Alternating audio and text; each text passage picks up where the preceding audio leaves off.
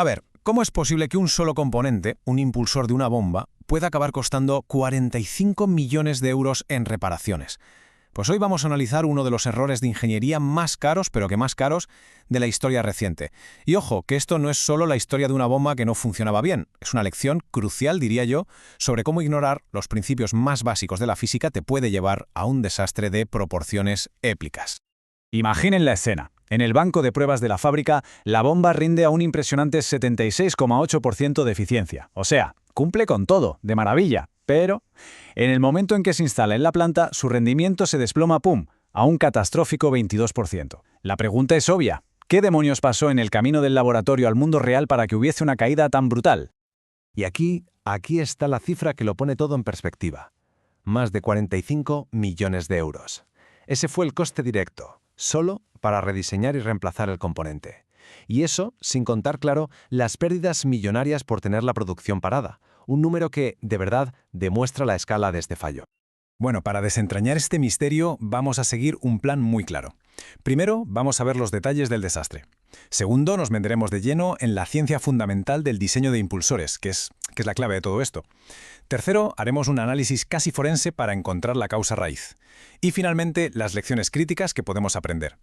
Este análisis, por cierto, se basa en los fundamentos que ya exploramos en los primeros vídeos de la serie, así que hoy vamos a dar un paso más allá. Pues todo ocurrió en Alemania en el año 2019, en la gigantesca planta petroquímica de BASF en Ludwigshafen. Una nueva unidad de cracking de etileno, una inversión de miles de millones de euros, que dependía de una bomba crítica, pero crítica de verdad para la alimentación del reactor principal. Y esa bomba falló. Sobre el papel es que todo parecía perfecto. Las especificaciones eran clarísimas. Etileno líquido a menos 104 grados Celsius, un caudal enorme y una altura, o sea, una presión considerable. El objetivo de eficiencia era superior al 75% y el fabricante entregó una bomba que en sus pruebas con agua alcanzó un 76,8%. Aprobado. El problema es que las condiciones reales de operación iban a ser muy diferentes. Para entender el origen del fallo, es que es indispensable volver a los fundamentos. Vamos a analizar la física que gobierna el corazón de toda bomba centrífuga, el impulsor. Y estos principios no son opcionales, son la base para un diseño correcto. Aquí la tenemos, la ecuación de Euler para bombas. La piedra angular de todo el diseño. Esta es la fórmula que nos dice cuánta energía, o altura, puede transferir teóricamente el impulsor al fluido. Se lee así. H teórica es igual a 1 entre G por, abrimos paréntesis, U2 por C2U menos U1 por C1U, cerramos paréntesis. Cada una de esas variables representa una velocidad en la entrada y salida del impulsor. Acertar con ellas es, literalmente, la diferencia entre el éxito y el fracaso. Y esta es la representación gráfica de la ecuación de Euler, los triángulos de velocidades que nos permiten visualizar las interacciones vectoriales entre la velocidad del impulsor, U, la velocidad del fluido relativa al álave, W, y la velocidad absoluta del fluido, C. El diseño correcto de los ángulos de los álabes depende completamente de construir estos triángulos para las condiciones de operación reales. Y al final, todo se reduce a geometría. El ángulo de salida de los álabes del impulsor, que conocemos como beta 2, es absolutamente crítico. Se calcula con una ecuación como esta. Tangente de beta 2 es igual a C2R entre, abrimos paréntesis, U2 menos C2U, cerramos paréntesis. Este ángulo determina cómo lanza el impulsor al fluido.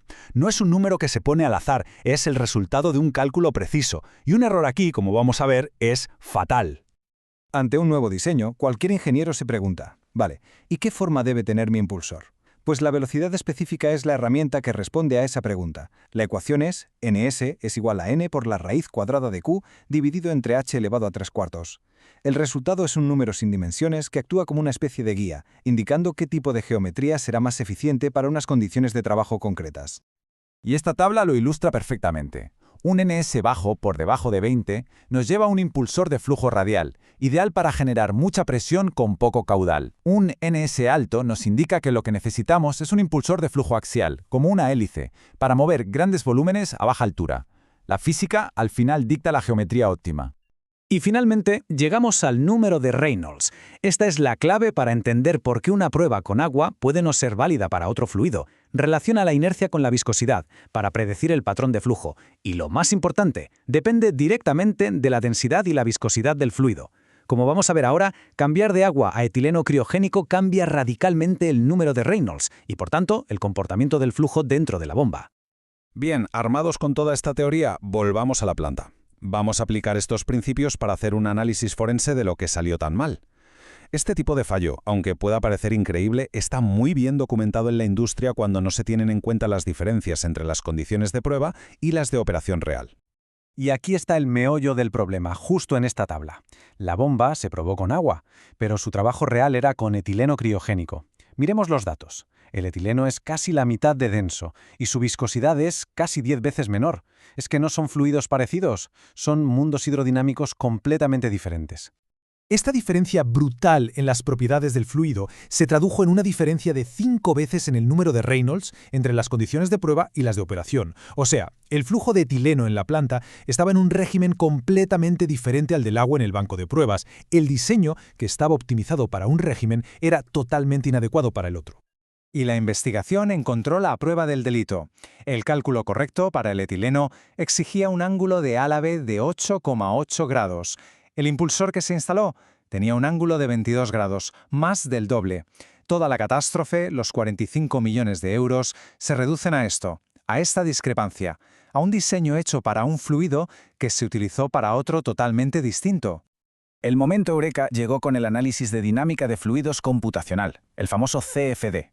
Cuando se simuló la bomba con agua, los patrones de flujo eran suaves, limpios y la eficiencia predicha era del 77%, casi idéntica a la de la prueba. Pero, al simularla con etileno, el modelo mostró una separación masiva del flujo, o sea, el fluido se despegaba de los álabes creando enormes zonas de recirculación y una eficiencia prevista del 23%, clavando el valor que se midió en planta. La simulación lo confirmó todo. Un error de 45 millones de euros es una lección muy dura, pero desde luego es esencial. Vamos a destilar toda esta experiencia en 3 conclusiones prácticas que todo ingeniero que trabaje con bombas centrífugas debería grabarse a fuego. Primero, la ciencia del impulsor lo es todo. Es primordial.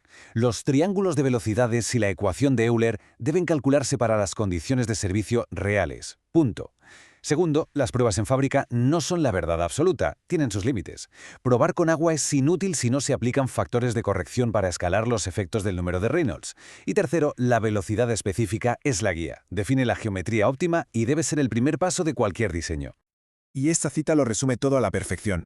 El diseño del impulsor es el corazón de la bomba. Debe reflejar las condiciones reales de servicio. Es que no se puede diseñar para un mundo ideal y esperar que funcione en la realidad. La física siempre gana. Investigar y desglosar estos casos reales es nuestra misión.